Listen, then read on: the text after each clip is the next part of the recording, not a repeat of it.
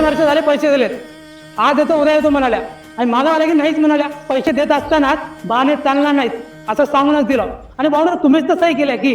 नाही, तू काय फिकर करू नकोस. मी फक्त कामासाठी म्हणून चाललो, काय अख्खं आयुष्य तिकडे बसवलं नाही.